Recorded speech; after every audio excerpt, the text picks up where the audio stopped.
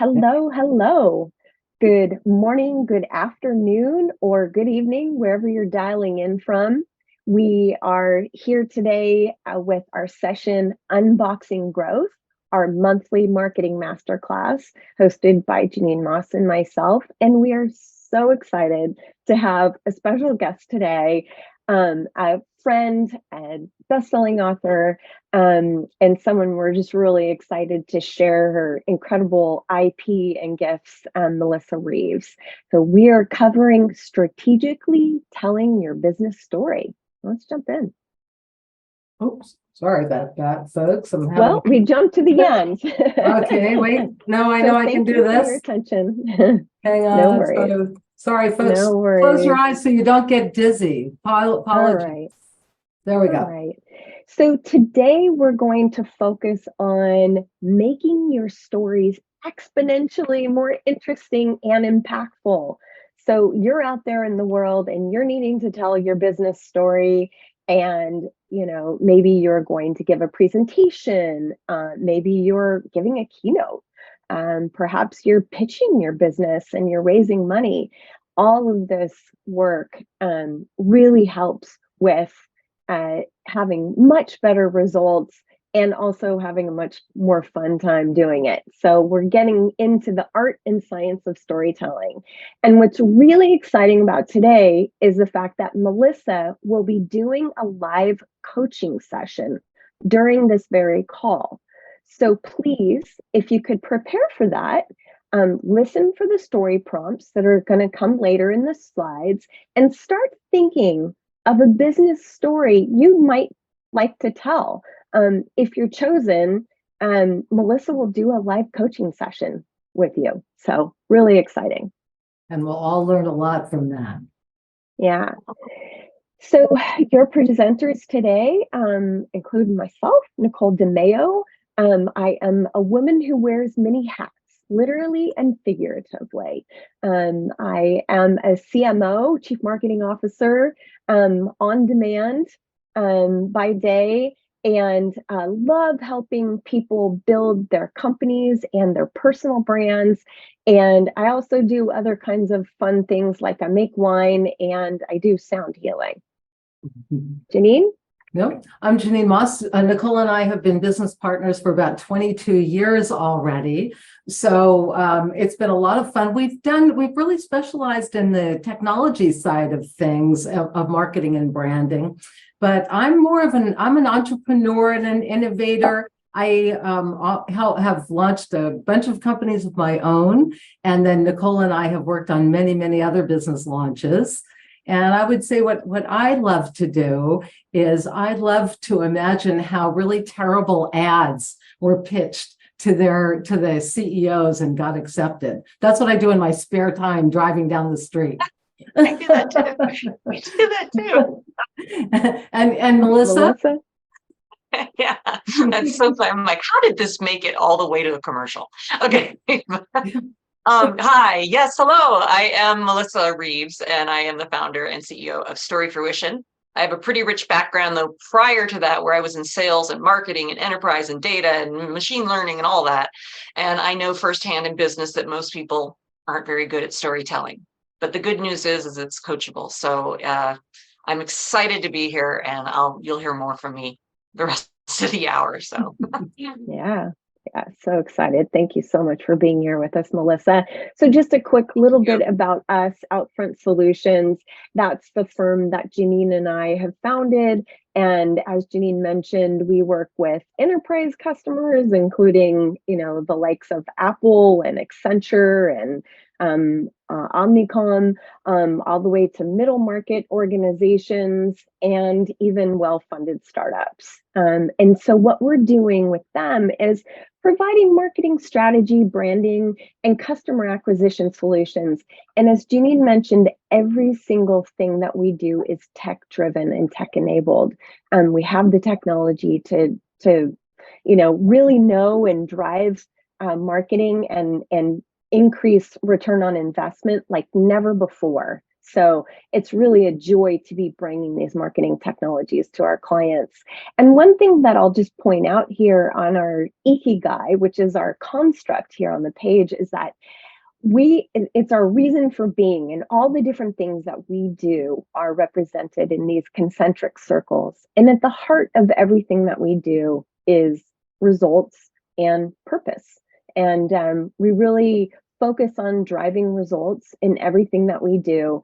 And we lead with driving, with purpose. And we like to align with purpose driven organizations as well.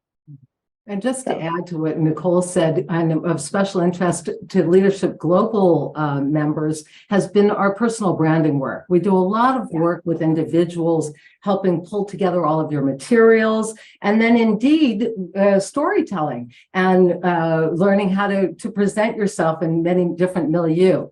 So we could talk about that later, and let's move on to Melissa. Okay, well, let's have some fun today. Thank you so very much of sharing your time and space. Thank you, Janine, Outfront, C-suite, everyone. Thank you. So we are going to go into a live session with someone who's brave, and we'll share like a 2 to 3 minute story later. So here's a few prompts while you might have this ruminating in you while I'm talking. So when was a time that you were the hero in business, like something went wrong and you walked in and saved the day? Or when was a time when you were the zero, you screwed up and all this stuff happened, and I'm sure you learned something. So think about that. What was it? Because even stories of learning, some people call it failure, I call it learning. Those are some of the best stories that bring the most gold to help you elevate as a human. And then another one might be a moment when you realized you were doing the work you were supposed to be doing. Who were you with? What happened? And what did it make you feel like?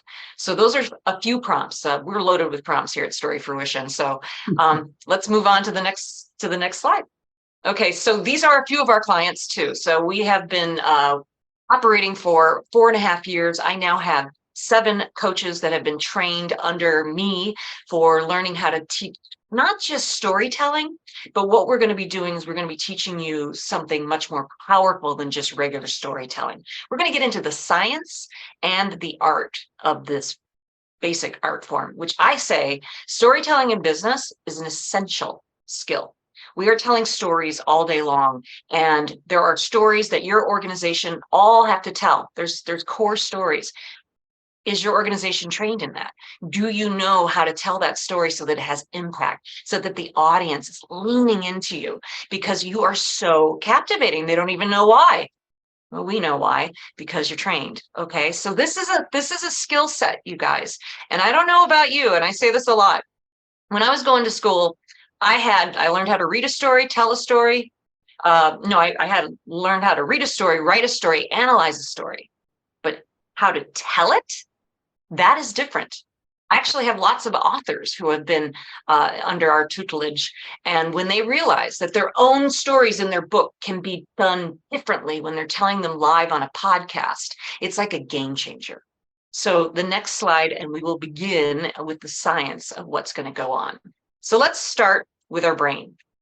Many times what I see in every presentation, especially when I'm seeing investor deck presentations where they're going forward, they're ready to ask for capital, and they start with a graph.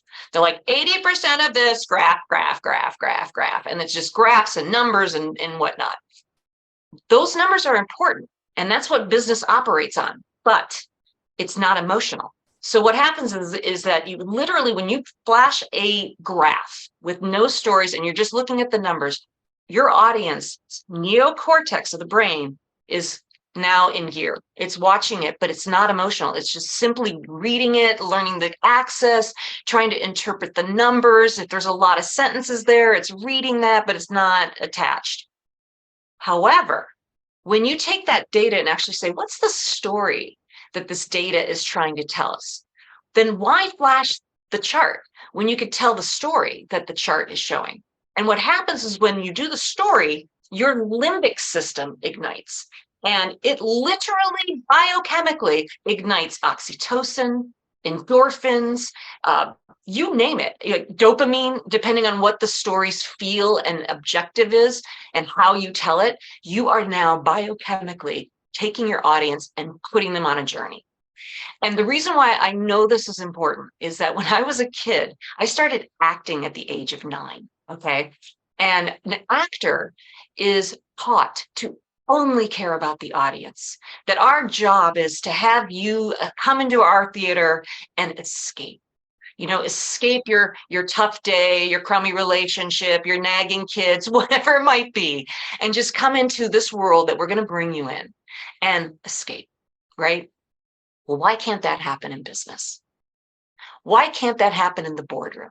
Why can't that happen in every sales presentation, partner presentation that you have, where you bring in stories that are relevant to what you're talking about and that your audience, your listening audience, is able to follow you and not get distracted by charts and graphs and lots of words and things like that you're doing on your presentations? So this is why I do what I do every day. Next slide, please. Because what we want to do when we're telling stories is we want to create a mind movie. And what does that mean? It means that you are putting pictures in your audience's mind deliberately. And you're pulling them in so that all they can do is see it, hear it, smell it, taste it, touch it, and most of all, feel it. When you're a great mind movie maker, you escalate your magnetic field, I believe, because people want to listen to you. So if you can turn the slide, I have actually written a book on this. And this is what it's called. It's the Storyteller's Mind Movie. And you guys, I haven't seen anything on the market that's like this. It is packed with, how do you do this? How do we break it down into the science? And then there's a companion journal afterwards where it's loaded with prompts for you to write down those moments of golden wisdom that you had in your life. And you can begin to start to craft them so that they're not meandering anymore, that they're actually interesting, and that we can see the characters. So let's move into the next slide. Crow. I want you guys to always look at that bird and remember this bird and remember the acronym. Okay, so when we're telling a story, most people are very vague. They're very kind of bland, and what they're doing is they might say, so my client was really upset with me when we walked into the office. Okay, there's characters in this story already. There's you and then the client. So who are these characters? We need to introduce the characters.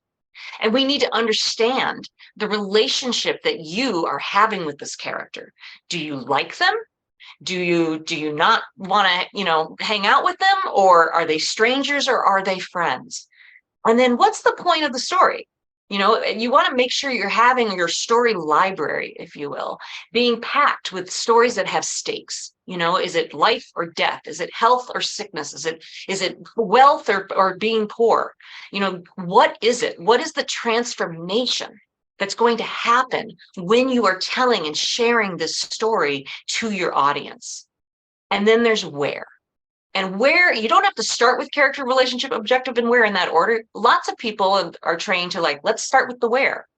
Where are you physically when you walk into whatever room or situation? Where are you? What does it look like?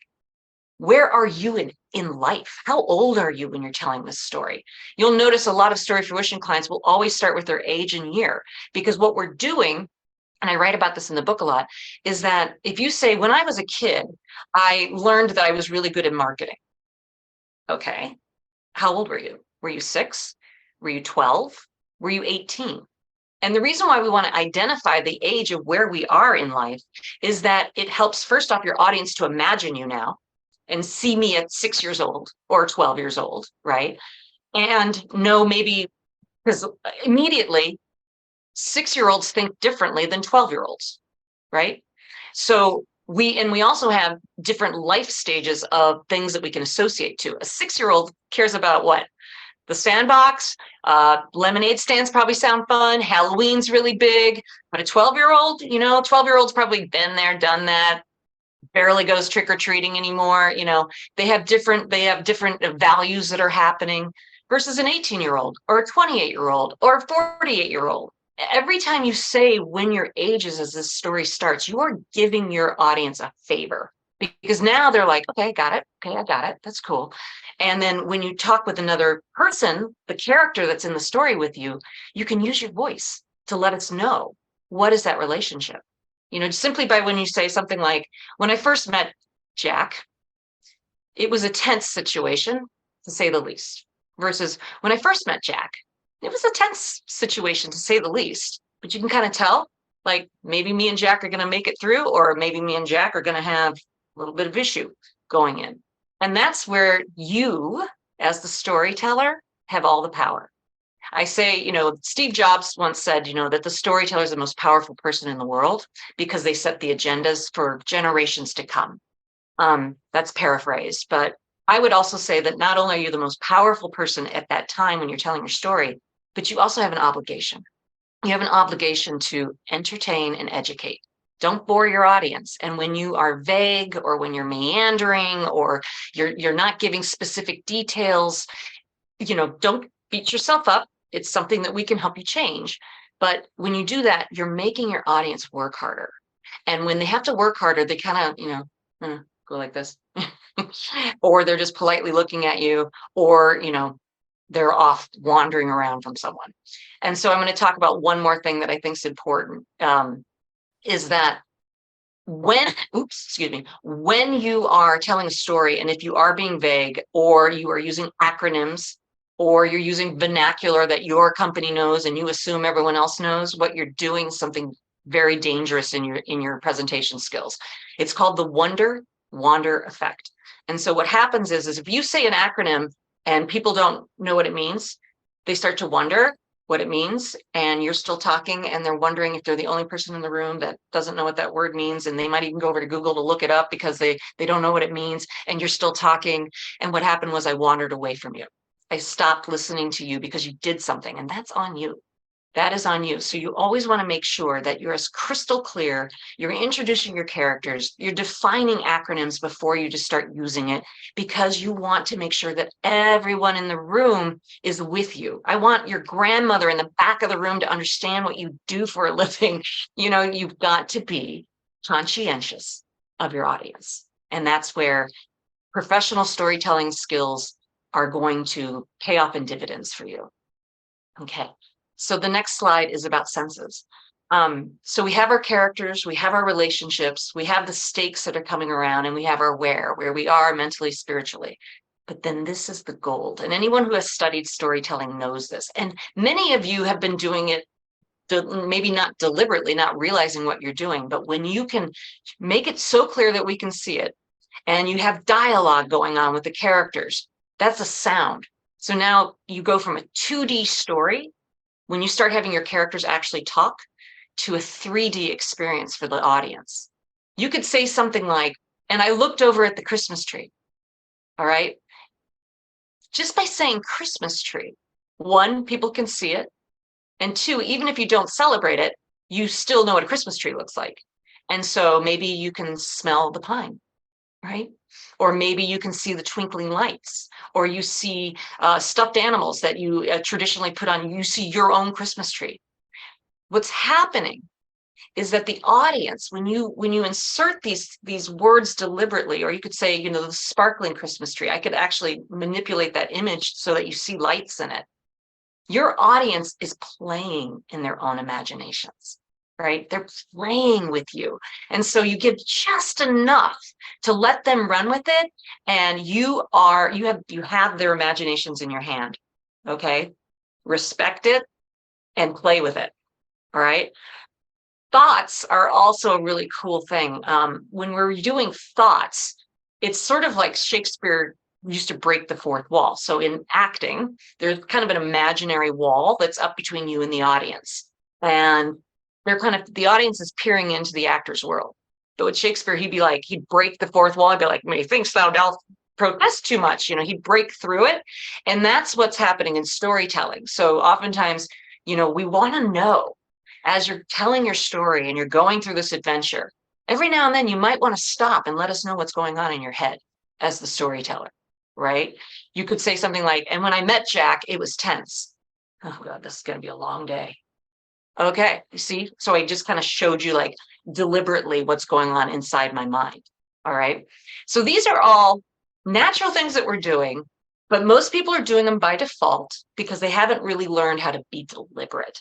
And when you become deliberate, that's when you start making mind movies. So that's what we're going to do.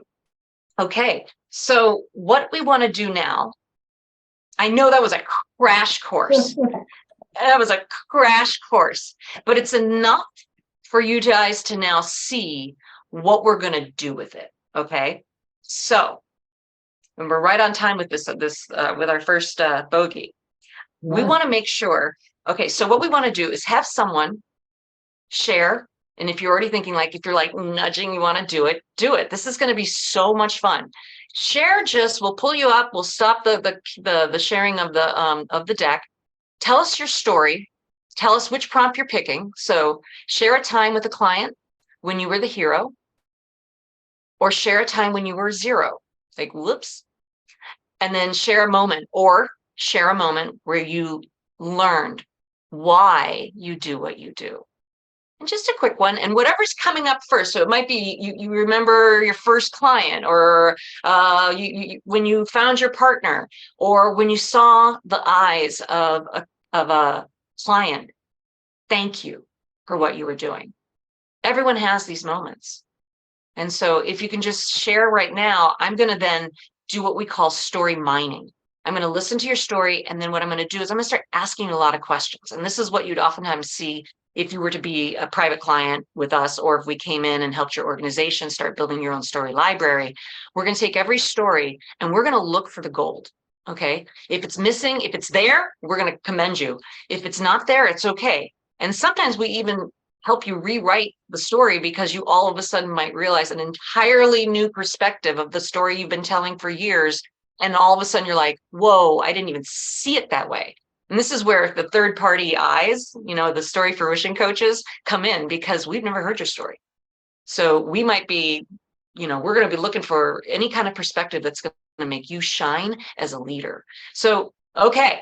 So who would like to bravely stand up? Do we have any volunteers? Yeah, this is an amazing opportunity, and it's very friendly, I promise. Totally safe environment. Absolutely. Yeah, 100%. Okay, so Victoria put up her hand. I saw that. Okay, let's stop the share and bring Victoria up. Okay, let me. Yay, Victoria, you guys. Yay, give her like some love in the chat. Let's play fun in the chat. Yay, go. Yeah, this is supportive. What's a storytelling time? Let's go. I love my work. When I was 41. Can you stop the share? Hold on really quick. Can we stop the share, please? Yep. Let's get that done. Look at, and Victoria already has us at 41. Okay. When I was 41, I went through a really wild and weird time. I was at the top of my game professionally, had a great job, school-age kids doing well, great home. But something really wild and weird started happening to me, where I felt suddenly anxious and self-conscious and palpitations all the time for no reason. I thought, am I having a midlife crisis? Is this what everyone talks about? What's going on? I couldn't sleep to save my life, even though I was super tired. And I just didn't know what was going on, and I felt really alone. My periods started getting really erratic and unpredictable. They were ghosting me. And I still didn't know what was going on, and I'm a doctor. Then it hit me. Hot flashes all day, night sweats all night, still couldn't sleep to save my life. And I didn't know then, what I know now, is that those were symptoms of perimenopause and menopause. And if I didn't know what was going on as a female physician with 20 years experience, what hope do the rest of us mere mortals have? It took me a while to get things sorted out, and I did a lot of research because I realized there's nothing out there that can just give it to you straight. No BS, no fluff, and I deep dove for months and months and months doing my own research. And then I started sharing it with my friends because I didn't want them to suffer alone, or my family to suffer alone. I didn't want anyone to suffer alone and go through what I went through.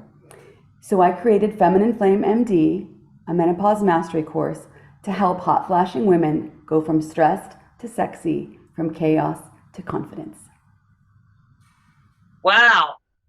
Bravo. Good job, Victoria. Thank you. Okay, next. No, I'm just kidding. That was really, really, really good. Okay, I want to point out some of the things that you did that were just wonderful. She set her age right away at 41.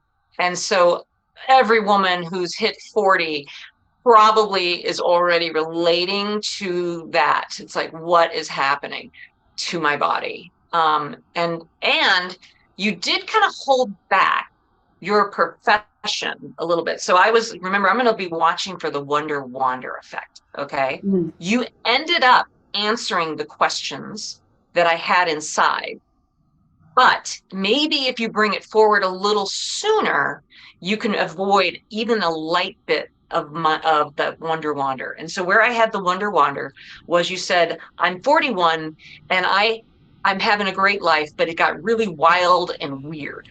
Okay. I have a great job. I have a great home. Okay. I have a great job. I'm a physician of 20 years, right? So you're obligated to educate us as you're edutaining. Because I was like, job, question mark, my home, what did it look like? Can you tell us? And tell us a little bit more about your job. So let's go there. And then tell us a little bit about your home and your kids, if you don't mind. Oh, I was a full-time family practice physician with 2 school-aged girls living in Southern California by the beach. Which beach? Ventura. Ventura County? Mm-hmm. And what do you like about Ventura County? Mild weather, slow town vibes, feels like Mayberry in Southern California. See, now that's a mind movie right there, what you just did. That was very specific. It feels like Mayberry. Now, anyone who knows Andy Griffith's show, for those of us who are old enough, that's Mayberry. Now, on that note, though, I am always cautious when people use a television or a movie, because if someone doesn't know what Mayberry is, you caused a little wonder wander right there. Okay, so I am always careful. Everyone's like, I'm going to do a Matrix, and I'm like, you might take off half the room if they haven't seen that movie. Okay, so we do want to be careful when we do use that sort of stuff. But I love that. I think that's great. So and I've been to Ventura, so I understand it. And so you had 2 daughters. How old are they? Well, they're grown now. This is an old story from years ago. That's okay. That's what I want. So at 41, I'm just trying to find your life. So at 41, how old are your girls? 12 and 13. And are they into anything? Like soccer, cheerleading? Back then, I mean... Science? Sail camp, surf camp. Surf camp? Yeah. Okay. Do you surf? Bodyboard. I used to. Bodyboard? Yeah. Okay. All right. And what was your home like? It was busy. Yeah, I mean, busy, working, full-time working mom, the usual like hustle and bustle of day-to-day work. Okay. But, at the top of my game, because I had been working for several years. Every reason to be like energetic, happy, calm, confident. Yeah. Got it. Okay. And then tell us about your first hot flash. Oof. I mean, raise your hand if you can remember yours. I don't think if I could put a time on it, other than that I just knew that I had the windows open and it was cold outside because we live near the beach. And my husband's like, it's freezing outside. Why is the window open? I'm dying. I'm like, get under the blankets because this window is not going to close. And the ceiling fan's going to go on. Yeah. Were you drenched? Just that feeling of being hot all night long, tossing and turning and wanting to sleep, trying every melatonin, valerian root, chamomile, everything under the sun, and it didn't work. And I thought it was valerian, chamomile, and then you said your nerves became frayed, and that's because estrogen's starting to leave your system, right? And we like estrogen. Yeah. I remember going, hi, estrogen. Okay. I know. So when was the moment that you realized, oh, okay, This is perimenopause. Tell us a little bit more about that research that you did. What was the one piece where you went, oh my gosh, I can't believe this is happening at 41? And was that shocking to you too, that it was Yes. happening at 41? Yes, well, that's why it's so ridiculous because I'm a doctor and I've been treating patients, even menopausal patients, my whole life. But I thought that was for, quote, older women. I didn't Okay. realize that it could happen and that it did frequently happen so much sooner. I figured 50 plus, I figured I had time. I knew it would come, but I thought I had time. I thought I'll deal with that down the road. But I was gifted with that news flash, which I will heretofore call the hot flash. It's not a hot flash, it's a news flash. It's a gift from this feminine wizened body that says, hey, wake up, sister. It's about to get real on you. Oh, okay, good. It's about to get real. Okay, good. Did But it that blow didn't your come ego a first. little bit? Was it Yeah, shocking to be? yes, but the hot flash didn't come first. The other stuff did. So that's Yeah. why it took me by surprise and it sort of knocked the wind out of me because the emotional and the sleep and the nervousness stuff, that came first.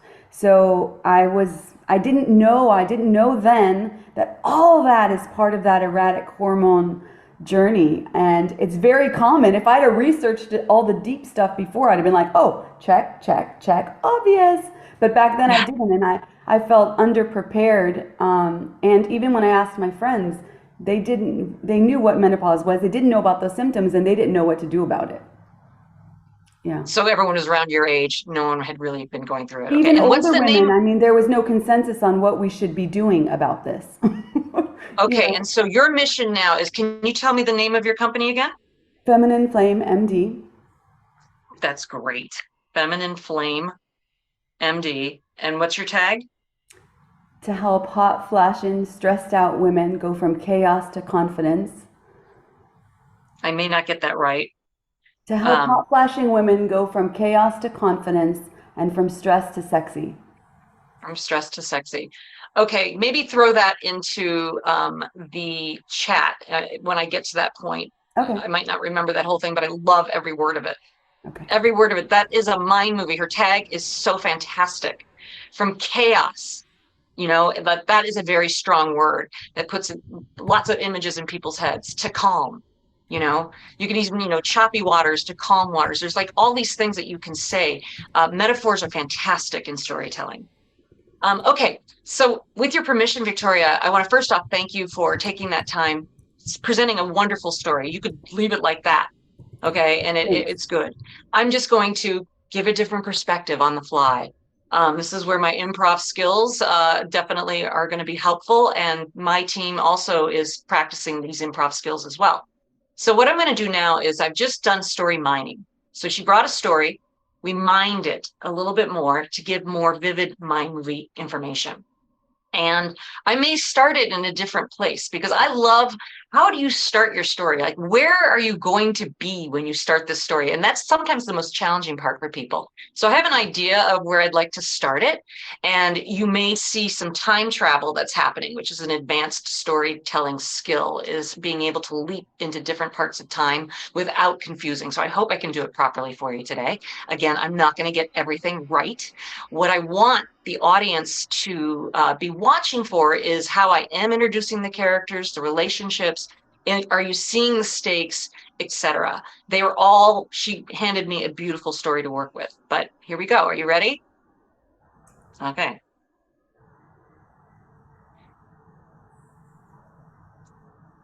I don't care if it's freezing in here. I am hot. I am sweating. Look at me. As I stare at my husband, I'm 41 years old. What is happening to me? And I raise the window and it is probably 45 degrees in Ventura, California, which is like Antarctica to us. And it is not cold enough. I am 41 years old and I am on the top of my game. I am a physician and I can't diagnose myself. And this is frustrating. I have women who are coming to me who are in their 50s. And yeah, they'll start talking about like these hot flashes and they're having some anxiety, but 41, this is not supposed to be happening. At least I don't know. I'm irritated. I'm agitated. My kids, Mom, can you take me to surf club? Ugh, can't you just drive yourself? I guess you can't drive yourself yet. Okay, yes, I'll drive you. And I'm becoming kind of terse with people on just simple things. I drop my pencil. I want to cry. There's not a lot that I feel that I'm in control. But I look at my world and I know that I have a great life. We have a beautiful home. We spend time on the beach in Ventura, and I feel like I'm in Mayberry, that it's my little oasis bubble. But my beautiful, calm bubble is chaos inside me. And something has to change. Now, having been a doctor for 20 years, it's really kind of in my DNA to want to research and get down to the bottom of it. And I was learning valerian wasn't working, chamomile wasn't working, but meditation helped a little bit. And then I started to research that exercise was going to help, that my diet was a big part of the work that I needed to do. And that's when I realized, I don't think I'm alone. I don't think I'm alone. And all my friends were like, I've had that happen too. I don't get it. It makes me really irritated. I know, right? And then one day I had this vision and I realized I can help women like this. That me going through this makes me a Sherpa for those moving forward, coming towards it. So I established my company called Feminine Flame MD. And what we are doing is we are trying to help these women go from chaos to calmness, from hot to sexy, and feeling good about who they are. And every day when I wake up, I am talking to women who I've been in their shoes before. I understand, sister. It takes some work, but this storm you feel shall pass. And that's what we're doing here every day with our organization. And that's it. Brilliant. That was so meta. That was so meta watching you be me. That was super cool. Well, I was like, you can do it, Victoria. You can do it. What did you like about it? What did you like about it? I liked, well, obviously you're a natural at storytelling. Obviously, that's why you're on this call, because you have me convinced that you're me. So you really picked up the most poignant pain points, because it was really painful. I mean, looking back, it's like a hero's journey, right? It went from zero to hero, like what you said. Looking back, it's a hero's journey. In the moment, it was incredibly painful and incredibly isolating and very scary. So is it relatable to the audience out there? You caught that. Yeah. I was probably less angry and more fearful at the time, which wasn't in my nature, not my nature to be fearful. I can go in and catch a baby and go in and see blood and gore, and none of that bothered me, but I felt really fearful, which was new.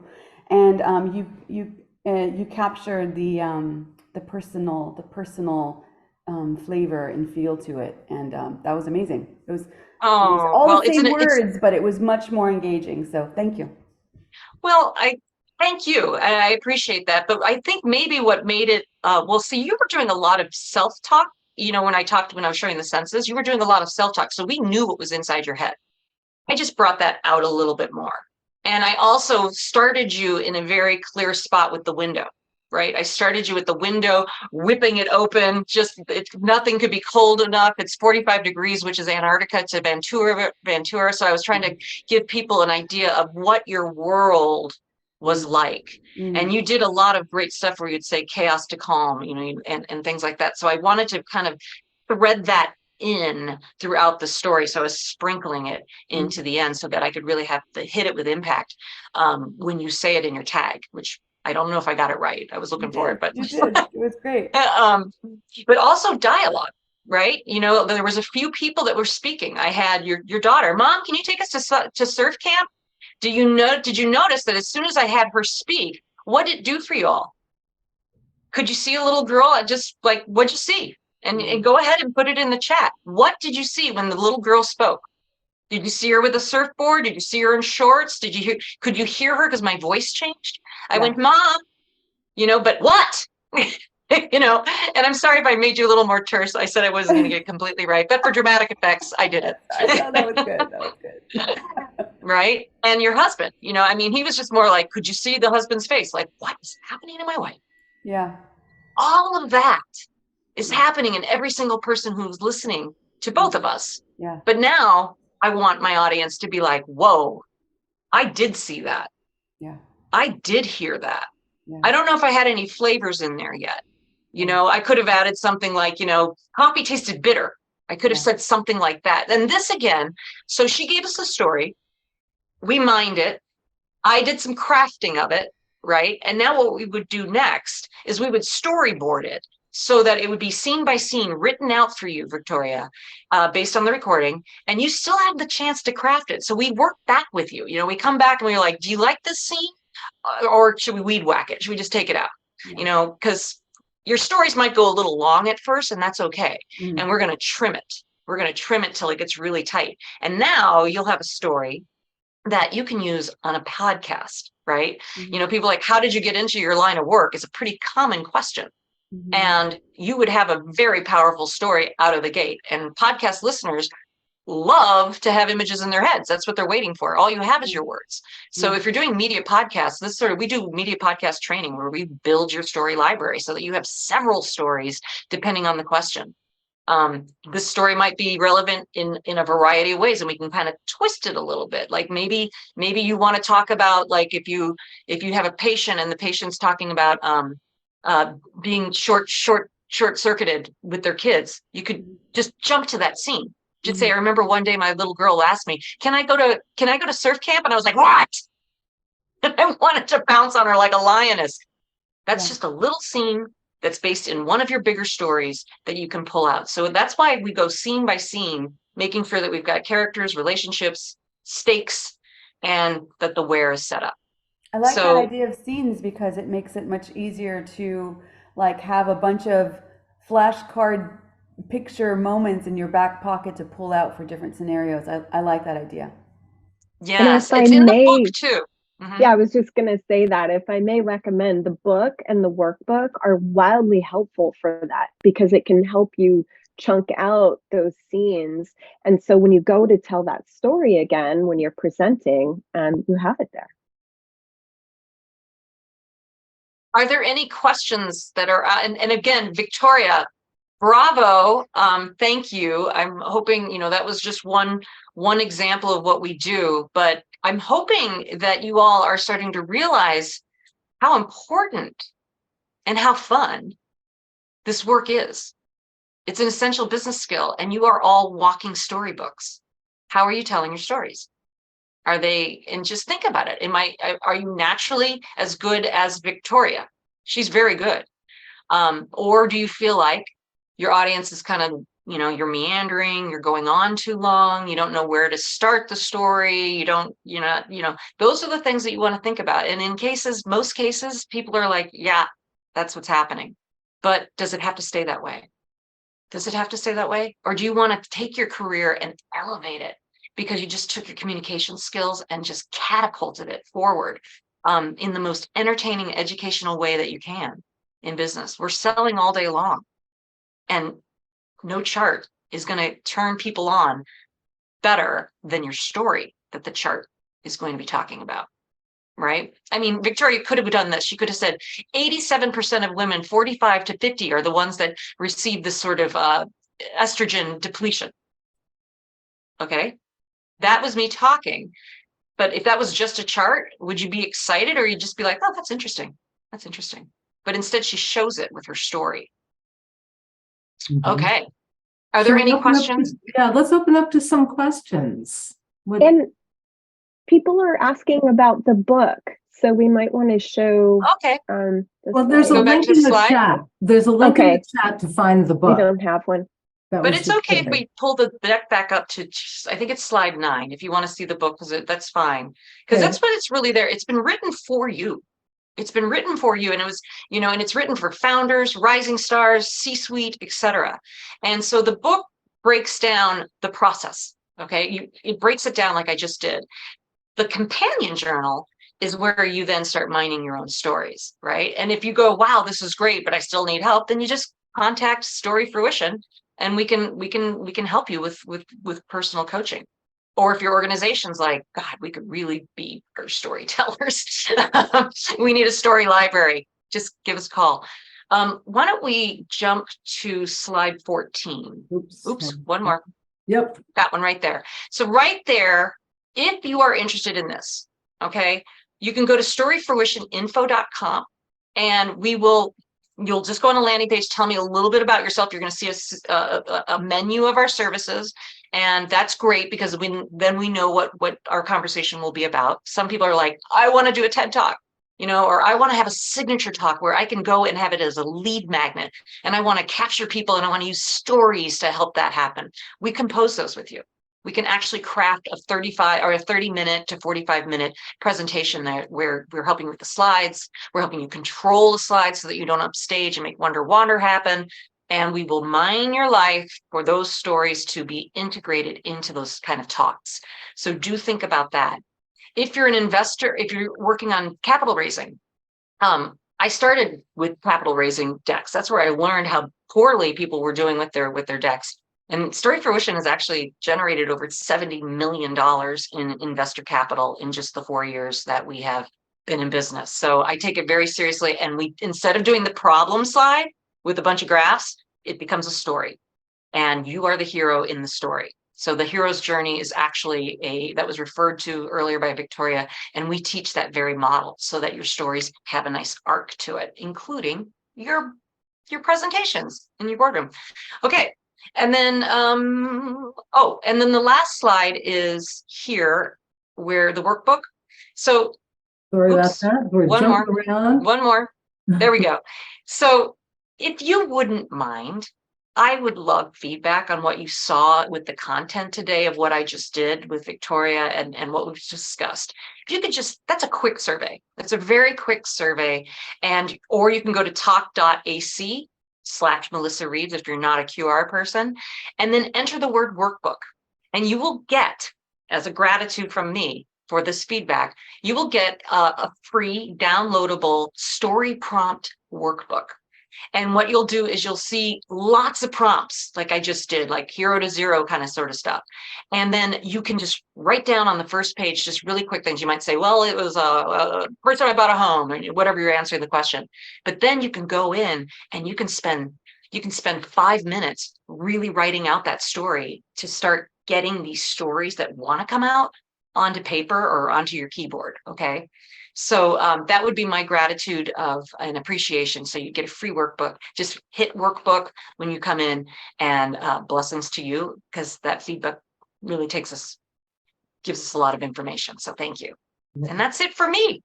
Thank you, everyone. I think Unless we there's have questions. time for about 5 minutes of questions. If anybody has a thought or would like to pursue something they've heard here.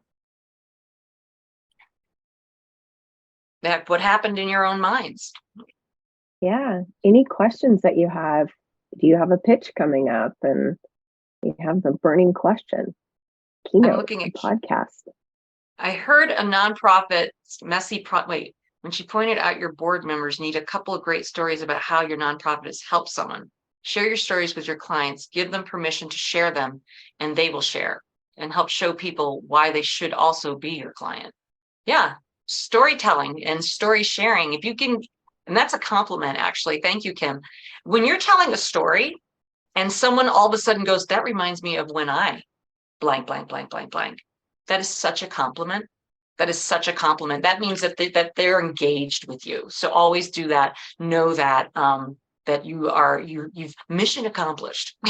Mission accomplished. They are relating to you. That's great. Versus like, yeah, that was interesting. They don't say anything. I like the point, though, about giving people stories to tell about you and about your business and the people who are involved in your business, because who can remember, what to say about a particular business? What are the points I have to hit? What does it really do? How does it do it? That's hard. But when there's a story that illustrates that, it's super easy, especially if it's funny or fun. So it's a great way to cement that in people's minds, get them to carry your message. Well, for onboarding, so I was an ad tech forever. We were the ones that were teaching everybody how to cookie you, so and maybe spam you. We were formulating those terminologies back then.